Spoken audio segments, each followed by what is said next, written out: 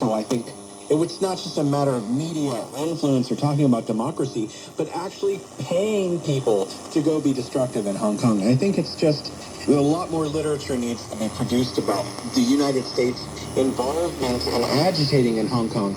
My own hypothesis, I have no real evidence of this, I think it was really trying to create chaos to have the people in Taiwan look on and say, well, we don't want that kind of conflict, and to sort of frighten them.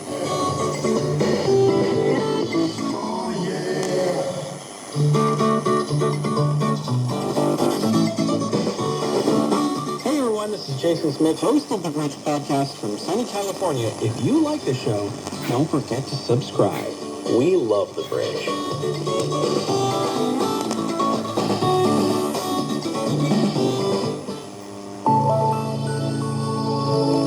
Want to learn about world affairs in a more laid-back and accessible manner? Join insiders, experts, and analysts in the casual setting of the chat lounge to hear their personal experiences and opinions on major events and hot issues.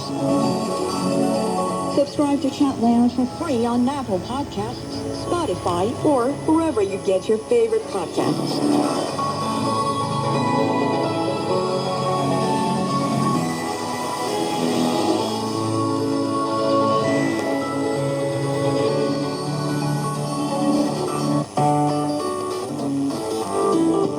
Listening to The Bridge.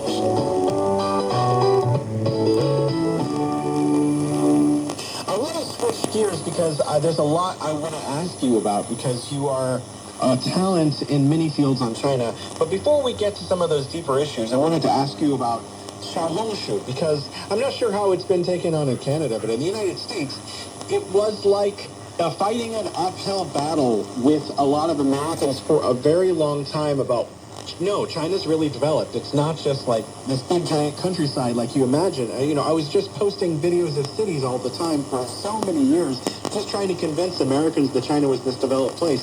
And then suddenly, out of nowhere, millions of Americans joined Xiaohongshu. And now it's really easy. And it's just a lot easier getting Americans to understand what China's really like because they're having their own dialogue with millions of Chinese people. And it's actually made it's completely changed the landscape. What has your opinion been of the phenomenon so far? I mean, it's amazing. It's so much propaganda was undone in such a short period of time because of that.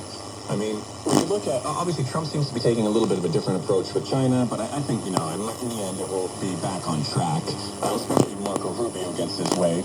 But if you think about the ways that you can convince the population that you need to fight with a foreign country or that you need to go to war with a foreign country, there's many ways to do it, but there's two predominant ways that come to mind.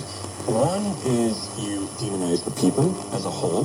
That's the approach that Israel took with Gaza. We're dealing with human animals. We're doing this like self-aware society to keep it going and to go to the lengths that they did. They dehumanized all Palestinians. Well, that's going to be impossible because now they've been speaking to Chinese people and building a relationship and a friendship with ordinary Chinese people through Xiaohongshu. The other possibility is saying we need to go and save those poor people from their government who is oppressing them and who they're living so terribly under. That's not going to work anymore because now they see how well Chinese people are living, how fast their society is developing, how much, how good the public transit infrastructure is. On both of those fronts, their propaganda has been undone. Because they shot themselves in the foot. They tried to take TikTok away from them, and they said, okay, you're afraid this might be controlled by the Chinese government.